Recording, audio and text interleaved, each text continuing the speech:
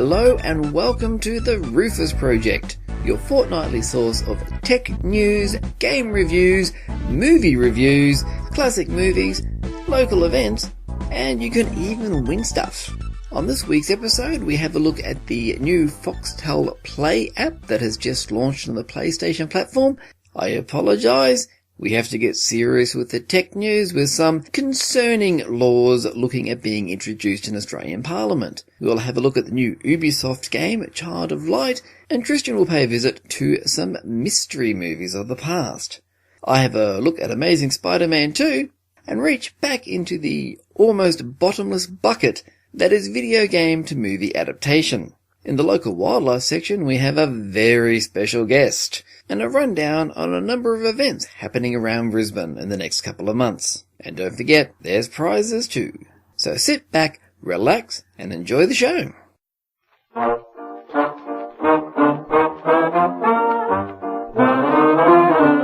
For something a bit different this fortnight, I thought I'd talk about Foxtel Play and its recent launch on the PlayStation 3 and PlayStation 4.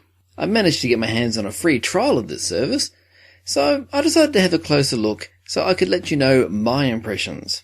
It didn't get off to a very good start. The application itself on the PlayStation 3 suffers from the old you can't register directly through the application. To sign up, you do need to log into a computer and fill out all your details there in order to get your login for the application that you actually wish to use. This ends up being, I guess, a bit more convenient because the amount of text fields you need to input, I guess it is easier on a keyboard. Now, the Foxtel Play service had the big promise of, hey, just $25 a month. Well, that $25 a month isn't going to get you a great deal of stuff. At the end of the day, even if you go for everything, it's still cheaper. You're not paying for a Foxtel box, you're not paying for installation, so I guess you'll save some dollars at the end of the day, but your $25 will get you about a quarter of a Foxtel basic subscription package. As you add more stuff in, it generally brings down the cost a bit, but if you end up clicking on everything, then it's $100 per month. So what does this money get you? Well, the four basic packages you can choose from are grouped under entertainment, drama, documentary, and kids. It does give you, I guess, some flexibility with what you choose, but if you want maybe a couple of the entertainment things and some of the kids stuff, you're still basically paying for two different packages. It does offer a bit of a bulk buy discount, so if you want to get all four of them, it's going to cost you $50 rather than $100. Then you can also add on your premium picks. Now these are definitely both on top. You got your choice of sports and the premium movies and drama, which would be the one for you Game of Thrones fans out there.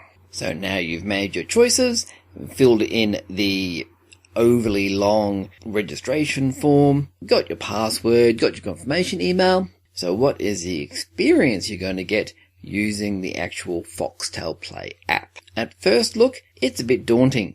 There seems to be very little in assistance in finding programs. There is a search function, but unless you know specifically what you're looking for, it's not really that useful. Browsing through the live channels and the on-demand content isn't the smoothest experience either. With only a few lines of channels, or 4 items of on-demand content on screen itself, requiring further scrolling, it's not the sort of thing where you're going to find what you want at a quick glance. A little more investigation into the options, and you can sort by genre with regards to the TV channels and the on-demand catch-up content. You can also sort the catch-up content by channel as well. The quality, while not being full high def, is decent, and watching live TV is a mostly smooth experience. I did notice that playback on the catch-up content, I chose to watch They Live, the John Carpenter classic, did have occasional, I suppose you can call them micro pauses, where It just seems to be that the stream itself just needed a half a second to catch up with the viewing. But it wasn't all sunshine and roses. While watching the on-demand content of the movie, I discovered something very, very disturbing. I found myself in a situation where I had to pause the movie, so just assuming that it would work much the same as other content, I picked up my PlayStation remote and hit the pause button. Nothing happened. Nothing at all, it just kept on playing. By going back to the main menu, I saw that it had the option to resume rather than play, but then when I resumed it, it went back a fair whack in the movie, so it wasn't really a smooth resume. I later discovered that by pressing the triangle button on the remote, I could bring up an on-screen menu, which then gave me the fast-forward, rewind, and pause options. So it appears that the Foxtel guys behind this app decided that they only had to worry about people using a controller to navigate. The PlayStation Remote is pretty ubiquitous when it comes to PlayStation set up as entertainment units. So this definitely is a big oversight from the developers. And I'm afraid I've also got a bit of bad news for you sport lovers out there. If you intend to pay the extra $25 for the sports package, you're going to be a bit disappointed. When we hopped on to one of the sports channels to watch a bit of footy, the video quality was noticeably poorer than the general TV or on-demand content. All the players on the field looked like that they were kind of fuzzy, and the actual playback itself just wasn't smooth. It was like it was dropping a number of frames, and it was very, very distracting and not a good watch. What really made me give up on watching the sports broadcast is that when an ad came on, it was in much better quality than the sports itself. And remember again, this is an extra premium package to get this content. So will I be continuing with my Foxtel Play subscription once the 14-day trial is up? No, I won't. It may be that I am spoiled by the ease of use of services like Netflix, but for the price they're asking, even for the basic package, I do expect a much better experience. Navigation is clunky, and at the end of the day, the price they expect you to pay for the content on offer, well, again, a little bit of internet trickery can get you a lot more content at better quality at a much lower price. Even if you're a big sports fan, which is pretty much the main reason that most of the people I know have Foxtel, expecting to pay $50 a month for access to a service where the broadcast is a lower quality than the ads is still a bit too much to ask. So if you do want good subscription content, I'm just going to fall back to my standard recommendation. Get yourself on Netflix. I'd like to start this next story with an apology. I know I said I'd try to keep stuff in the tech news a bit more lighthearted and easygoing, but unfortunately recent developments prevent that. You may remember that back in February, Federal Attorney General George Brandis said in a speech that he was looking at the introduction of a 3 strikes graduated response policy and the possibility of blocking internet sites in response to pressure that his department was receiving from the movie studios due to the high level of piracy in Australia. He also said that he'd like to see the internet providers and the content industries come to some sort of agreement over this, but again, saying that his preference was on these particular draconian measures, and saying that if agreement wasn't reached, then he would introduce the measures himself, kind of made that a bit of a moot point. Well, now it is definite. In an article published in the Sydney Morning Herald on Monday, it was reported that the Attorney General had apparently made up his mind on the issue, and he was intending to table 2 proposals to Federal Cabinet. One would be that internet service providers will be required to issue warnings to people who repeatedly download illegally, and the other one was to force internet providers to block file-sharing websites such as the infamous Pirate Bay. But seriously, how effective are these sort of measures? Well, considering that they are looking purely at BitTorrent traffic with regards to file sharing, which is the most easily tracked sharing on the internet, since everyone's IP address is open to anyone else to see. So if looked at purely from a BitTorrent traffic point of view, I dare say that introducing these measures will see a reduction in the amount of BitTorrent piracy undertaken by people. But I think at the end of the day, if you look at actual piracy figures, it's not going to make any difference. I am willing to bet that whatever reduction in piracy figures claimed by the content industries due to this legislation, we will see a much bigger respective uptake of services like seed boxes, VPN services, and Newsnet subscriptions. I'm also happy to bet that in a very short space of time, we will see a plethora of articles aimed at Australians about how to bypass these sort of restrictions. All this legislation is going to do is direct people to other forms of file sharing that can't be so easily tracked by the big studios. The movie industry really needs to walk away from this fascination of how can we reduce piracy, and they need to focus more on how can we actually increase our profits in this new marketplace. The evidence is there. Music piracy has dropped considerably since the advent of iTunes and Spotify gave cheaper, legal alternatives for people to obtain digital copies of their music. Video game piracy dropped immensely when services like Steam made buying, installing, and playing games a much more convenient prospect than what the pirates were offering. No longer did you have to sit through multi-disc installs and inserting 16-digit keys in order to access the stuff you just bought. No, you buy it on Steam, it downloads, and you play it. It's not hard. It's not rocket science. You see, these sort of measures are not driven by the desire to protect the artist. They're driven by the greed of the distributors to keep their part of the pie.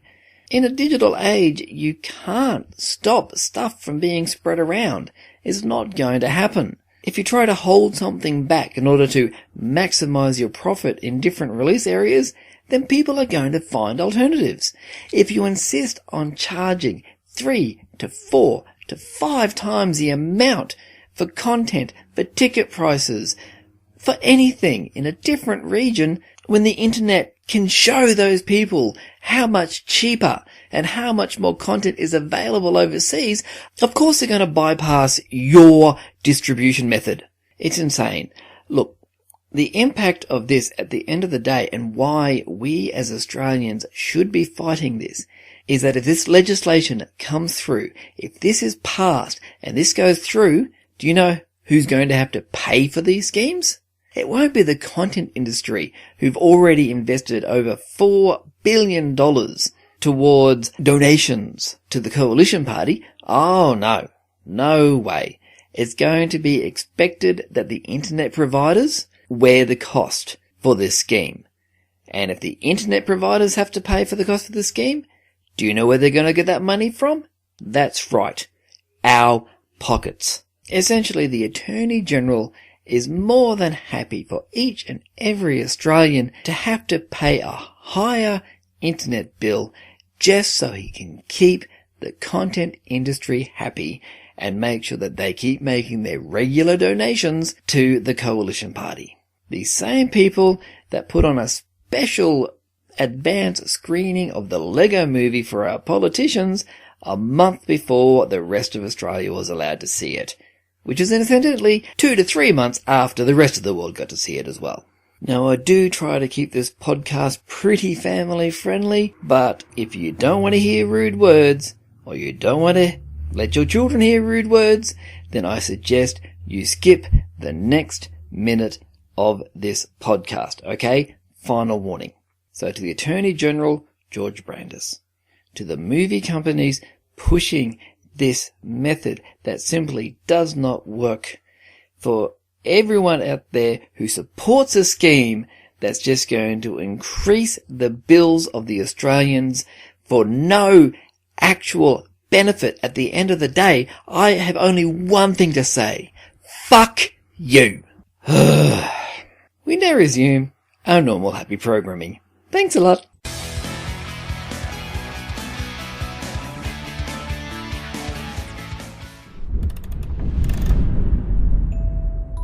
Child, tuck yourself in bed and let me tell a story of Lemuria, a long-lost kingdom, and a girl born for glory. Child of Light by Ubisoft is a very interesting beast. A lot of the promotion material behind it really pushed the fact that the developers were the same ones that worked on Far Cry 3. It also uses the same game engine that powered the excellent Rayman Origins and Rayman Legends. But this strange child of Far Cry and Rayman is a far cry, no pun intended on that one, from what you might expect. Child of Light sees you play the role of Aurora, daughter of an Austrian duke from 1895. In Austria was a crown land ruled by a duke. Aurora was his daughter, child of a duchess mysterious, beloved by her father. The introduction, all told in rhyme, tells the story of how Aurora ends up in this mystical land and charged with bringing the sun, moon and stars back to bring back the light to the land and ultimately reunite her with her father. To be honest, the introduction gets a bit bleak. You can't really say that it's a very happy start to the game. For all intents and purposes, Aurora was dead. And yet, once upon a time, she awoke in a strange land instead. And right from the start, there are some very strong suspicions about what this mystical land might be and how it reflects what was discussed in the introduction. Now, the first thing you're going to notice about this game is the rhyming. The intro, every bit of dialogue, pretty much as they possibly can, is all told in rhyme. Most of the time, this really isn't too much of an issue, but there are some conversations that do get a bit convoluted in an effort to keep the rhyming going. The next thing you're going to notice is the art style, and this is one of the areas where this game really shines. The entire world has an almost watercolor feel to the graphics, and especially once you unlock the ability to fly, the fluidity and the smoothness of the graphics, what it really does turn it into a work of art. This is one game where simple graphics work wonderfully with the sort of atmosphere that they're trying to create. These visuals are very well backed up by the music, which is very ambient, very soft, and quite a pleasure to listen to. Okay, so we've worked out that it looks great, it sounds great, and the dialogue is a bit on the wonky side. But I suppose the important thing is, how does the game play? At its heart, Child of Light is a 2D platforming role-playing game, but as one where the role-playing game staples of inventory management, skill trees, and leveling up is actually handled quite well and doesn't get overly complicated. The skill tree is very simple to navigate and does give you the flexibility to develop your character in your own way. The inventory screen is uncluttered and very clear, and there's even a rudimentary crafting system, which allows you to give bonuses to yourself in combat, whether that be as attack or defense. And it's probably the combat is where most people are going to, I suppose, come on one side or the other with this game. The fighting system seems to be very heavily influenced by games such as Grandia and the earlier Final Fantasy systems, where attacks are determined by how fast a particular character or creature moves along a timing bar at the bottom of the screen. Once a certain line is reached, that character or creature can then attack. But it doesn't stop there. As Aurora gains friends who can help her in combat, you'll see an interesting variety in the manner of the attacks. Most moves or spells or abilities are given a time frame, whether they are short, medium, or long times to perform the action. This adds an extra layer of strategy to proceedings, because if you start doing a move that takes a bit longer to complete once you hit the attack area, and a enemy with a faster attack manages to get in before you've finished, it interrupts your attack and actually moves you back down the timeline. meaning you have to wait longer before you can try to attack again. Fortunately, this also works the opposite way around. So clever use of fast attacks combined with the more powerful long attacks can actually mean you can do some pretty serious damage without letting the enemy even land a hit. You're also assisted by a firefly. Yep, a firefly in a role-playing game. That seems strangely familiar. Who can be used in combat to temporarily blind, in a way, the enemies, which slows down their progress along the action bar, both as they are waiting for attack and the attacks themselves. It may sound like there's a lot involved, but it is a deceptively simple combat system that allows for some quite sophisticated tactics. It is impressive. Where it falls down, though, is that it also gets quite repetitive. As you play, you do get companions, but only one of them can fight with you at any one time. You can swap your companions during combat, so this also means that as you play the game and you can work out which enemies are weaker against which characters, you can tailor your attacks accordingly. Outside of combat, this is very much an exploration game. Now, it's not open world. You are pretty much set down specific tracks that you must follow, but there are plenty of side passages where you can find extra treasure and items to help you along your way. Additionally, there are some pretty basic puzzles involving either the moving of blocks to activate platforms. There's a bit of clever timing involved with some of those. Plus, there are light and shadow based puzzles which you use a firefly for. None of these puzzles, though, are all that arduous, and they're not really going to slow you down all that long. So really, Child of Light, well, it is a good game. How much enjoyment you get from the game, it really is going to come back to how much you enjoy the combat. Also remembering that outside of the fight scenes, it is a very laid-back experience. And while the rhyming will on more than one occasion drive you a bit batty, it definitely is not a game for the action junkies, but if you're after a well-presented, beautiful looking, lovely sounding, more thoughtful role-playing game, then Child of Light could certainly fit that bill. It was the Great Friday before Easter 1895. Players performed for the Duke, his new bride at his side.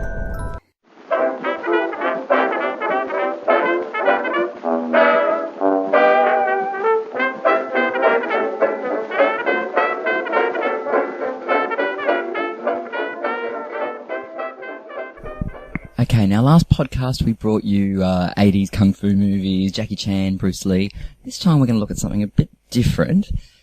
That dubious movie genre, the Agatha Christie movie adaptation.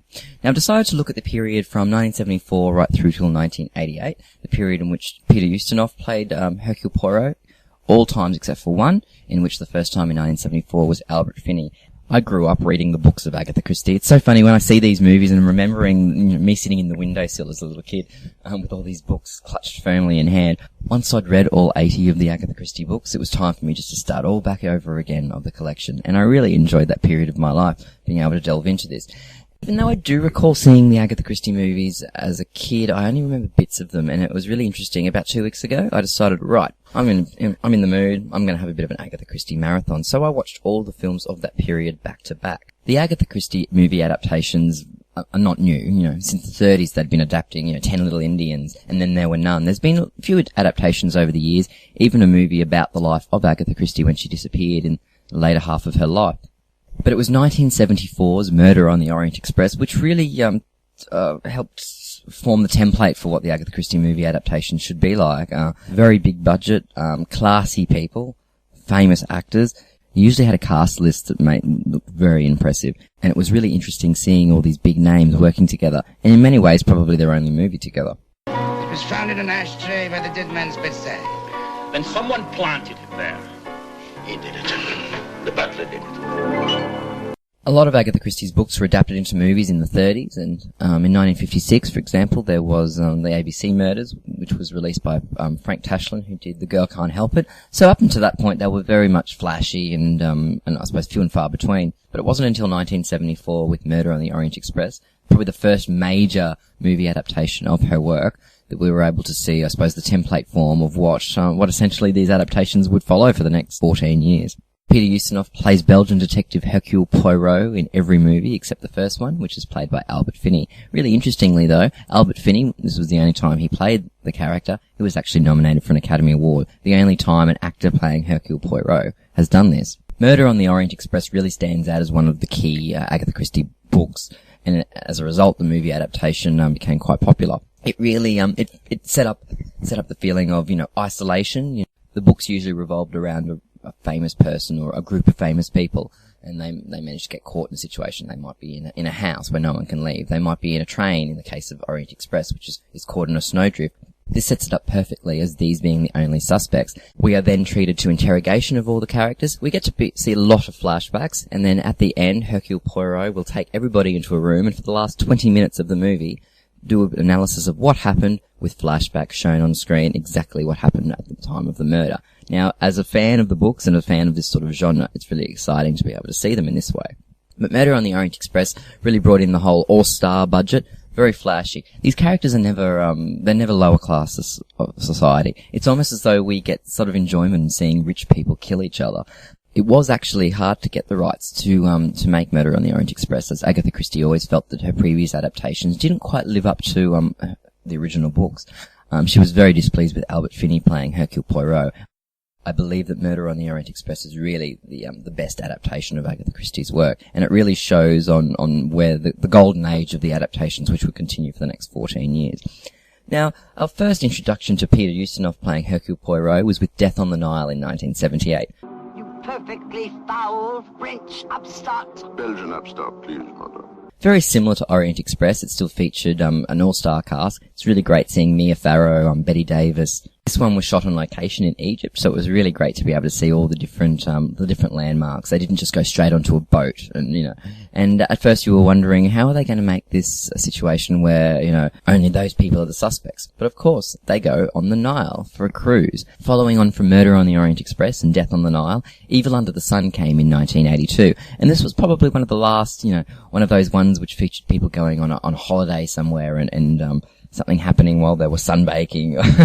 In Evil Under the Sun, a rich heiress is sunbaking and she's strangled to death by someone who goes past on a nearby motorboat. Alas, even in paradise, there is evil under the sun. The film which probably didn't sit the best with me was 13 at Dinner, starring Faye Dunaway and Peter Ustinov. It felt a bit lackluster. It was interesting seeing actors like Bill Nighy playing one of the suspects, and then Faye Dunaway post-Mummy Dearest. I thoroughly enjoyed Murder in Three Acts. It was based on the 1934 book called The Three-Act Tragedy, and I felt that this one worked very well. It felt a lot like a Murder, She Wrote episode.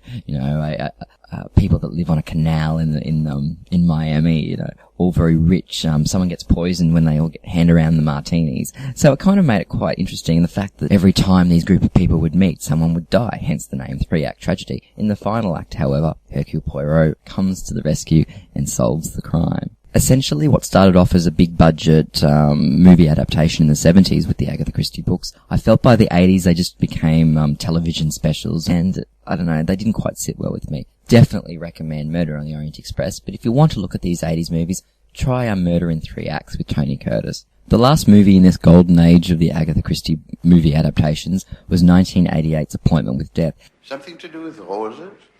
Roses. Green fly. Spray. Syringe. Syringe?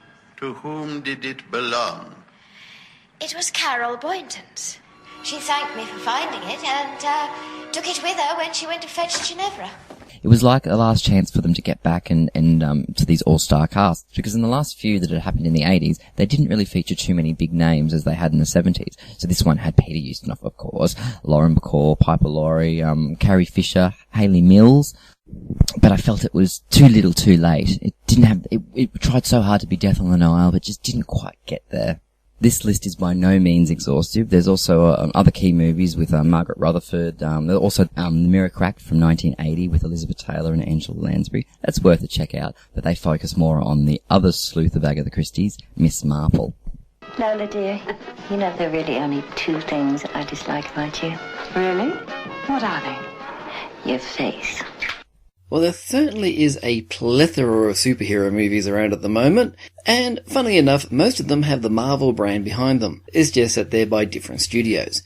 After discussing Captain America the Winter Soldier from the Disney side of things, I thought it only fair to switch over to Sony and have a look at The Amazing Spider-Man 2. That must be pretty cool, huh? To have the whole world see you like that. The Amazing Spider-Man. The Amazing Spider-Man 2 sees Spider-Man, Peter Parker, played by Andrew Garfield, enjoying the life of being New York's favourite superhero. He's having a bit of a rocky time with his girlfriend, Gwen Stacy, played by Emma Stone, and there's quite a bit of back and forwarding between these two throughout the movie. Along the way, he finds out a bit more about his father. He tries to catch up and console his old friend Harry Osborn, played by Dan DeHaan, tries to unravel some of the mysteries behind the Oscorp Corporation, which Harry is now the boss of, and also has to contend with new bad guy Electro, played by Jamie Foxx. It may sound a bit garbled with this little quick synopsis, but let's put it this way, the plot on this one isn't the easiest one to describe, but hey, more on that later. One of the first things I got from this movie is just how much I liked the Spider-Man character. It's obvious that Andrew Garfield really enjoys playing this role. You know what it is I love about being Spider-Man? Everything. And that does come across with just the sheer exuberance in which he plays this role. I really didn't think all that much of the previous Spider-Man movie, so admittedly I did go into this one with low expectations. But hey, look, if Andrew Garfield's performance does not put a smile on your face, then I don't know what's wrong with you. What happened to your face? It's filthy. I was cleaning the chimney. We have no chimney. What? He is ably backed up by Emma Stone as Gwen Stacy. These two seem to have a very nice chemistry, even though the character of Gwen herself is kind of a let's just put her in when it's most convenient or awkward. This is bigger than you, Peter. There really isn't a lot for Gwen to do, which makes it a bit more surprising that she plays a pretty big role in the inevitable fight between Spider-Man and Electro. Jamie Foxx as Electro is a bit of a different matter. Before becoming Electro, he's a very unassuming character by the name of Max Dillon. Everyone pretty much ignores him, and he paints a pretty sad character. Thing is, I actually liked Max Dillon and Jamie Foxx's portrayal of Max Dillon more than I did once he became Electro. You okay? You're Spider-Man. Yeah, I know. Costume gives it away, huh, Max? How do you know my name? Your badge. Oscorp. Nobody knows my name. I'm a nobody. It's almost like he took it too far. Initially, when Spider-Man first encounters Electro, you still see some of that previous character. It doesn't take very long, though, for that character that you do kind of like to disappear, and all you're left with is this bad guy that you can feel no sympathy for. How could you forget me? You lied to me. The movie tries to do it, but he just goes so quickly from quirky and slightly sad guy to this merciless powerhouse. It really is a case where if they kept a bit more of that human element, I really think Electro would have been a much more compelling character. As for Harry Osborn and the stuff with Peter's parents, they really set the scene but don't go anywhere with it. When Dane DeHaan does put in a good performance as Harry Osborn. Peter Parker. Harry Osborn. You're gonna want to see this. Oscorp had you under surveillance.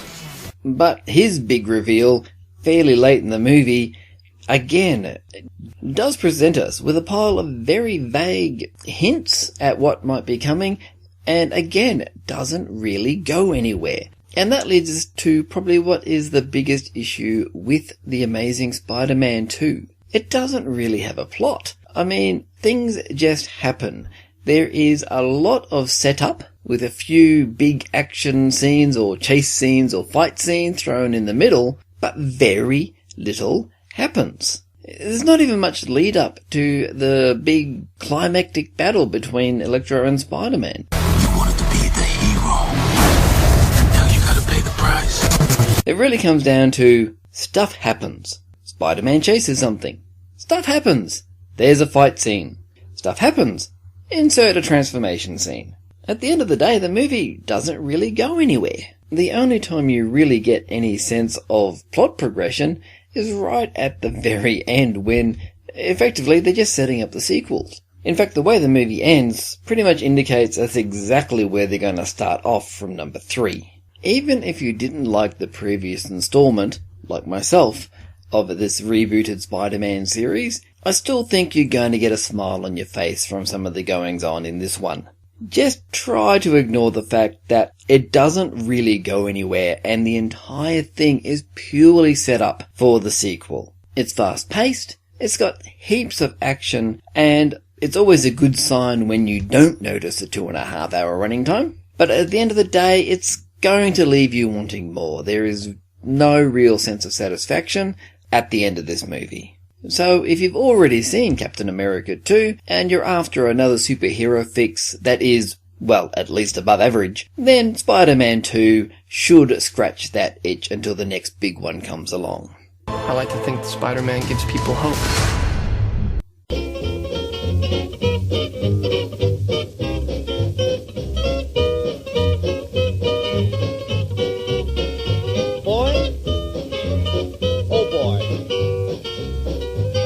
Given that I like to find stuff to follow on with from previous podcasts, and the fact that Christian's little chat about kung fu fighting movies had a very notable exception, I figured that this week's redeeming features would have to be about the 1995 movie adaptation Mortal Kombat.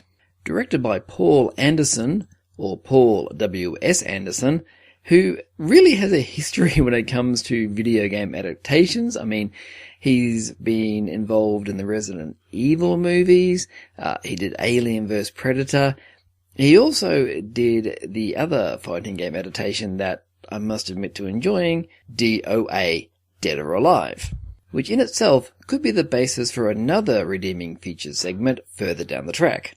Mortal Kombat was an interesting beast in that it actually took its plot pretty much straight from the game. This may seem obvious, but it's actually a bit of a rarity when it comes to bringing these sort of games to the big screen. Double Dragon decided to go with a post-apocalyptic environment, as did Tekken, whereas Street Fighter, which I'm not even going to attempt to redeem, my god, that's a bad movie, instead went with putting the characters in the middle of a civil war. So to have something actually based pretty faithfully on its source material is pretty refreshing in these circumstances. But is Mortal Kombat a good movie? Look, this is the redeeming features section. Why are you asking me that? Anyway, let's see if there are any redeeming features to get you to watch Mortal Kombat. Well, first and foremost, there's that theme song. You get to hear it right from the very start of the movie with a very punchy opening title sequence. And they don't let it lie there. They do revisit it a few times throughout the movie. They bring it back when the fighting starts getting underway and revisit it again for the start of the compulsory boss fight scene. This gloriously cheesy 90s techno track will even have you sitting through the credits singing along with it. Honestly, you know it's bad, but it's like chocolate donuts. They're bad, but gee, they taste so good. I was also quite amused by the compulsory visit to the warrior monk temple, and there's a shot of all the monks from young to old sorted by height. It's just in the background, but seriously, it is almost a completely straight line when you go down from tallest to smallest. It's brilliant. The visit to the monks also introduces us to one of the main characters in the story, Raiden, the Thunder God. Now, I think he is meant to be an Asian thunder god. However, he is played by Frenchman Christopher Lambert. One of you three will decide the outcome of the tournament. It seems right up there with casting a Frenchman to be a Scottish Highlander in a movie where the Scotsman plays an Egyptian. Little Highlander reference for you guys there. But the joy of Raiden doesn't finish with the nationality of the actor. Oh no. There is Raiden's very dodgy, very large hat. Essentially, you could have 4 Christopher Lamberts having a group hug under this hat, and it would still be bigger than them. And finally, There's the wig. I don't know whose idea it was to come up with a white wig for Raiden that really does resemble a worn-out mop, but in a way it's strangely brilliant.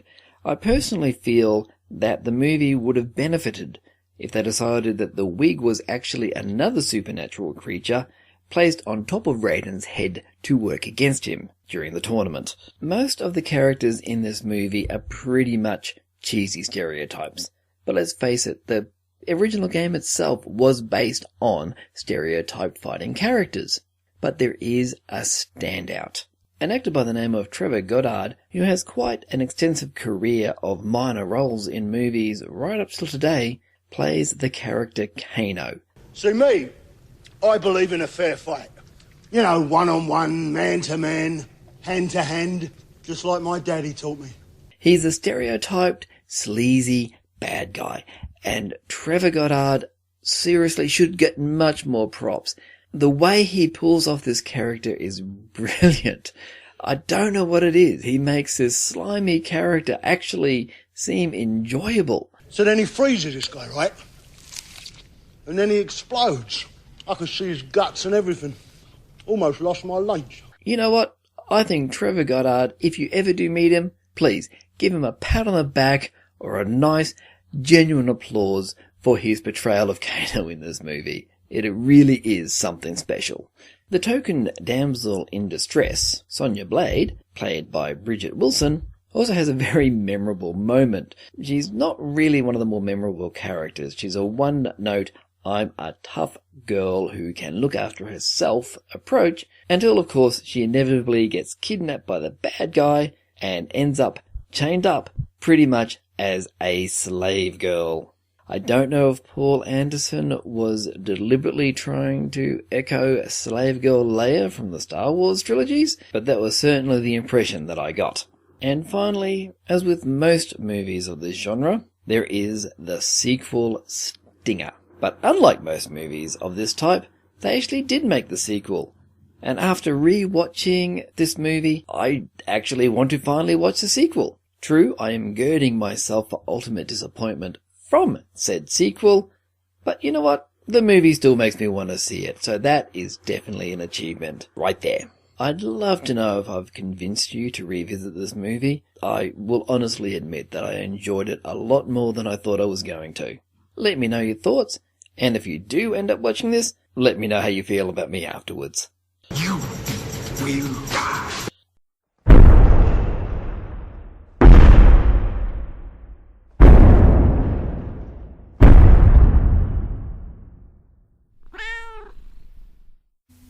Local wildlife. Well, as mentioned earlier, we've got a super special guest for this week's podcast. You've already heard from him earlier in the podcast, and you may have even been to a few of his events around Brisbane. That's right. This podcast, we're talking to none other than Christian Fletcher. Again, I'm still working on the whole outside recording thing, and there was a bit of background noise since we were recording in a public place. Don't let that put you off though, because it's still a fantastic interview. Let's find out what makes Christian tick. Well, here I am in beautiful Post Office Square in Brisbane with my good friend Christian Fletcher. And as I just explained, I thought it was about time that we found out more about this mysterious voice you've been hearing on the podcast from time to time. So, Christian, welcome to the Rufus Project. Thank you, Trevor. I think you're going to say welcome to Post Office Square. Well, that too. It's actually interesting being on I was going to say the other side of the microphone, but probably not really. It's different, being on the other side of the recording. Yeah, the responder. So thank you for having me on the Rufus Project. Yeah, absolutely. Never happened before. Yeah. I thought it was about time that we asked you a few questions and found out a bit more about where you come from and what sort of things interest you and keep you going. So I guess to start with, you're known as the king of cult in Brisbane, so where did your interest in classic and cult movies start? Well, it's interesting because I always grew up, watching, I think I was one of those kids that used to watch Wizard of Oz every day from grade 1 right through to grade 3 until I upgraded to some more serious movies. But yeah, I've always, admired them. I always remember watching Bill Collins on Saturday night TV. Back when watching TV on a Saturday night, to watch the movie was a really big deal. That's how I discovered movies like Grease 2, Calamity Jane, every odds and end you can think of. And I think that's what really got me into movies. But it was when I started doing the Rocky Horror Nights in 2000 that I started to realise, wow, this is going off on a bit of a tangent, I realised that I'm quite interested in the presentation of film, and I thought, why just focus on Rocky Horror when there's so many other great movies out there? You may have already partially answered this. Yeah, but sorry, we can... Yeah, no, that's fine. So really, what did make you decide to stop just watching and start presenting? Well, I got to a certain phase in around 2008 where I've been doing double features and a lot of stuff at a lot of pop-up cinemas and things, and I've been running a lot of successful programs. By about 2008, I realised a lot of people were owning a lot of these classic and cult movies on DVD, so they were kind of coming to you going, why would we want to come and see this when we could see it, watch it at home in the comfort of our own, home entertainment systems? And that's what made me realise, wow, you need to have that little extra. It had worked so much with Rocky Horror. I think at that stage I delved into Little Shop of Horrors as an interactive screening, and it was then I started to realise things like Valley of the Dolls. We could have a jelly bean popping whenever people popped films, things like that, and all these different concepts sort of grew from there. So I think it really meant that you were more than just seeing the movies, you were showing them in a totally different way. What have been the challenges with building up your reputation and getting some of the less known titles back onto the big screen? Well, without mentioning any names, I definitely would say the multiplexes are probably my biggest competitor with things. It's so hard now that with the advent or the introduction of digital with all cinemas, it now means that cinemas are given a back catalogue of movies from the 30s right through till now that they can now screen. So there, in many ways, something that I was doing maybe 10 years ago, which was something innovative and new, the cinemas now, it's easy to go to the cinema and see West Side Story and Breakfast at Tiffany's now. It's not really, and I think that's what makes it quite hard to compete. But I think having that extra, having performers, stuff that the cinemas haven't quite cottoned onto yet. Shh, don't tell anyone. I think, but if things like that's starting to happen, I honestly don't think they are. They're run by big corporations that really don't have any creative nous like that to even come up with things like that, to be honest. I don't want to challenge them though, but I think that's what's been the biggest challenge, is trying to survive whilst being an independent film exhibitor, I suppose. Being that independent film exhibitor, so what was your breakthrough moment where you thought, hey, I can actually do this? Okay, well, I know at a first Rocky Horror screening I knew, I'd found the ultimate cult movie and the ultimate way to screen it, but I think it was around 2005, 2006 when I went from running movies every month at Metro Arts in the city. I went over to the Globe Theatre in the Fortitude Valley, which was the old Valley Twin, incidentally, where Rocky Horror had its premiere in Australia. So it was great to go back there, and maybe that sort of instilled me with a bit of creative ability to want to keep going and doing this sort of stuff. But it made me realise this is stuff that people wanted to see. We were getting to a stage where we had double features with queues around the block on a Wednesday night in Brisbane. That's when you started to go, wow, and it's sort of getting back to what I was saying before about the since DVD came out, unfortunately DVD, Blu-ray, we were on that cusp where people started to go, we're not coming anymore. We've got this at home. Or you'd start to get people post you the link to download it off the internet. Yes, thanks for that, supporters. Very, very supportive indeed. But I think it's been really, the key thing is, and my background's marketing, so the really big key thing is keeping your audience and your regulars happy and keeping them involved, and I think that's the big thing. You'll come to one of my screenings and you'll always, without fail, aside from me, see a familiar face, because you'll have a lot of people that just, like a cult in itself, a cult following. These events have cult followings themselves because people want to come along and experience them, and the people that say, I can just watch it at home, they're the people you probably don't even want there. Yep, watch it at home, they're missing out. Yeah. I mean, being that, hosting so many movie nights, I mean, you do stuff at Chanel, you do stuff at Room 60, the Luckalow Bistro, you've now the Movie Guy at the New Globe. Yes. And you also contribute to occasional podcasts. Oh, yeah. So I'm just really wondering, where do you find the time for all this? Oh, well, it's...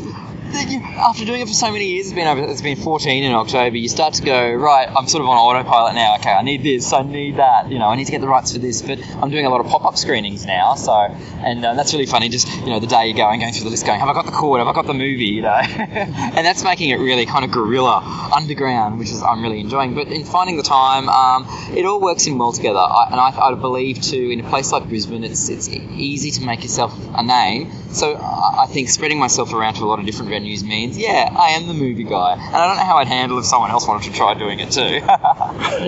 The competition might come out, but no, I definitely had a lot of experience now over the last few years, so a lot of it I can do in my sleep. It's still just getting the audiences there that are the hardest, and in many ways the most challenging thing about these screenings. So, but I keep doing it. Why stop doing something that at least somebody is coming along to see? So when zero are turning up, that's when I start to rethink about what I'm doing. We focus a lot on the movies so far, but you also do quite a few non-movie events, like the wonderful retrospect nights, 70s versus 80s, 80s versus 90s, always seem to pull in a big crowd. What made you decide to branch out even further? Well, it was interesting because after going from Rocky Horror to going to other movies, all very retro, all very pre-90s in its feel, I started to go, wow, there's probably interest out there in my audience in 70s and 80s music. I always grew up listening to it. I've been a huge 70s buff as long as I can remember. And so it was in 2005, I thought, right, I'm going to trial a night in Metro Arts, actually. It was when I was there in the other side of the room, on the side of the venue, sorry. I had a room for the night, and I'm like, I'm going to trial this retrospect idea. Before I knew it, I had 130 people walk through the door. And that's what made me go, wow, I'm obviously doing something right. So we're 10 years next year of retrospect, and I think in the next few months, as I'm having a few things are a bit up in the air with a few venues, I'm going to look at possibly doing retrospect in the suburbs. How about a tour, going to those famous places, New Farm, Caboolture. So that'll probably be the future of retrospect, but it's really interesting how it all links in together. You'll see a big crossover from, say, the Rocky Horror and the cult audience coming to the 80s nights, because it's all that sort of age group. So I very much appeal to the 30-plus audience. That said, I don't detract from anyone else that wants to come along as well, because definitely have a lot of young people interested, which is always encouraged. Now, we have talked a bit about things like, movies with performers and interactive screenings where the audience gets involved with Valley of the Dolls and stuff like that. And there's been a recent uptake in things like sing-along movies, like Little Mermaid and Frozen. I know in England they have regular sing-along Mamma Mia's now as well. So do you think that this audience participation, this involvement in the movie is the way for cinema to go? Well, they've definitely gotten onto a product that people know, and with these shows, like for example Mamma Mia and I suppose Frozen, now that the soundtrack's so popular, people like to be able to go to the cinema, like when they go to a theatre and they see a jukebox musical like Mamma Mia, they love to be able to go and relate to something and be able to go along and sing along. For example, I'm actually probably dropping a bombshell here, but we're looking at doing Grease in a few months. That's you heard it here second on the Rufus project. But so in the middle of August we'll be doing Grease with the floor show, but now we've got the option of when you ring up, almost like you're ringing up and ordering, a car. I don't know, you're ringing up and ordering the rights. They go, do you want sing-along version or no sing-along version? So it's really interesting that they're now packaging that. So film distributors or the people that own these movies are seeing movies like Grease and Mamma Mia being so popular that they've gone, right, if we have the bouncing ball and the little words on the screen, it'll get people even more involved. And to be honest, I went to one years ago of Hairspray, even though I must admit they're a bit awkward when, they're a bit under capacity, but the people that are there get so into it. It's even funny seeing people singing along. It'd be funny even with Mamma Mia, singing along to the songs that are a bit obscure, sitting there and pretending they even know the words. But so that's, I think that, I don't think they'll go much further than just the sing-along thing. I don't think they'll ever get to the stage when they'll have full performers doing floor shows like we do with Rocky Horror, because I think in the eyes of cinemas and distributors that's been done. Whereas I think this sing-along thing will be happening in the future because it's so easy. It's so easy for them to strike a print or a digital copy that has the words encrypted onto it. So, sorry to take the shine off it by talking about it like that, but I think that's really how it's going to be. Well, you've mentioned Grease, and I'm sure shortly after this segment in the podcast we'll also have your little rundown of what's coming up. But is there anything else in the pipeline that you'd like to maybe just hint at or tease us with? Okay, well, sort of, maybe I'll give you one for each. I'll give you one for the movies and one for the music. In music news, we have, with Retrospect, I'll be, as I said, taking it, doing Retrospect in the suburbs, but another thing I'll be looking at doing is the 70s experience. It's a 2-act, all singing, all dancing cabaret, which takes people on a journey through all 10 years of the 70s, and that'll be toured to RSLs and leagues clubs, the same as your tribute shows that you see and things like that. So that's being written at the moment, and will be the next sort of big thing in that respect, or retrospect. And in terms of movies, things will continue at Room 60 in Lock and Load, but now that we are relaunching at the Globe, I can safely announce that we will be doing monthly screenings, and it won't just be B-grade sci-fi, which I seem to be quite known for recently. We'll be looking at doing things from James Bond nights to This is Spinal Tap with a rock band, things like that. So I've given you a few little hints here on what's on the possible program, so definitely head to christianfletcher.com, and we'll always try and keep you in in the loop with everything. Sure. Now, just to wrap up and finish up with a strong movie theme. So, favourite movie and biggest guilty pleasure.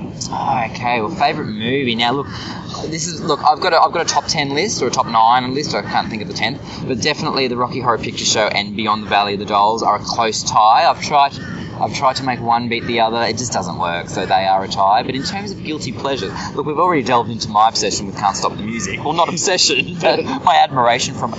Gosh, it'd be easy for me to go Xanadu as well. But in terms of guilty pleasure, look, I love really badly dubbed Italian 80s sci-fi movies. In the wake of Star Wars in 77, there were so many. Probably one of my favourites would be called Escape from Galaxy 3, which was also called Star Crash 2, Star Crash being a film in the late 70s. And this is an Italian movie where these people land on planet Earth, apparently, but everyone's wearing Greek togas and they're all doing this really weird interpretive dancing. So, but yeah, I'm quite into, that's a guilty pleasure, especially when they're wearing outfits that are so reflective of disco. So yeah, guilty pleasure, not to name one in particular, but definitely really bad Italian 80s sci-fi. Fantastic. Well, thanks so much for taking some time out of your schedule and sitting down in this fairly cool evening. Yes. I'm actually about to head off to Room 60, as we mentioned before, for our one of our events. So looking forward to hopefully seeing our listeners there in the future too. We will be launching the program for that in June. So forget State of Origin night. Come to Room 60 that night instead. It'll be better. And you get to see the new program. And Roger Corman's Star Wars ripoff, Battle Beyond the Stars from 1980. Nice. Very nice. Okay, well, thank you very much. Thanks, Trev. Yeah. Okay, so it might only be May and Brisbane's getting a lot colder, but I've got just what you need to keep you warm this winter in Brisbane. Let's have a bit of a look at what we've got coming up. On the week of May the 20th to the 21st, we've got a bit of a bad movie marathon happening over 2 nights. The New Globe Theatre in Brunswick Street, Fortitude Valley is reopening the cinema, and we're screening Teenagers from Outer Space and Catwomen of the Moon, 2 50s B-grade sci-fi movies, which is so much fun with an audience. If you want something a little newer, what about the 1975 drive-in classic, The Giant Spider Invasion, which is screening at Lock and Load Bistro at Boundary Street, West End on Wednesday the 21st at 7 p.m. Now, I do movies once a month at Lock and Load, so it's really exciting to be able to bring Bill Rebane's Giant Spider Invasion back to an intimate screening. So yes, May is quite slow. However, looking ahead for June, we have quite a smattering of different types of events. On the 4th of June, we have Roger Corman's 1980 Star Wars ripoff, Battle Beyond the Stars, which is screening at Room 60.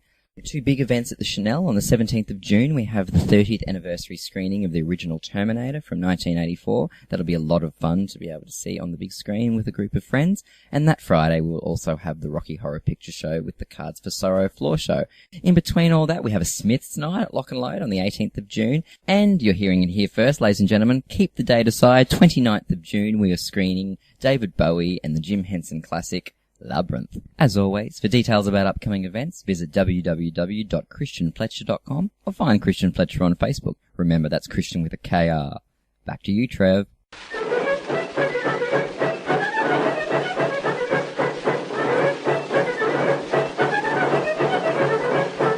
And it's competition time. That's right, this is your chance to get free stuff from us. We still have those DVD copies of the BBC series Small Island, starring Naomi Harris, Ruth Wilson and Benedict Cumberbatch to give away, and all you need to do is to hop on any of our particular sites and leave the comment Island. Also, for a fun night out, if you want to head to the Lock and Load Bistro over at West End, on May 21st, Christian is giving away a double pass to the Giant Spider Invasion.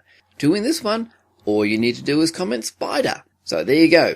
Jump on Podomatic, jump on the YouTube channel, comment on the Twitter feed, or comment on the Facebook page with either Island or Spider for your chance to win some pretty groovy prizes. Please enter. I'm starting to feel like I'm talking to myself with these competitions.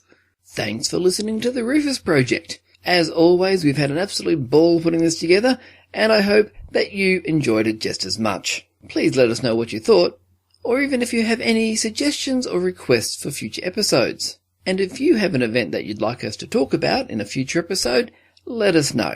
We may even be able to feature you in the local wildlife section. So get in touch with us at the Rufus Project on Podomatic, YouTube, Twitter, Facebook, and you can also leave comments and reviews for us on iTunes. So until next time, I can't think of a witty ending, so feel free to add your own. See you next time.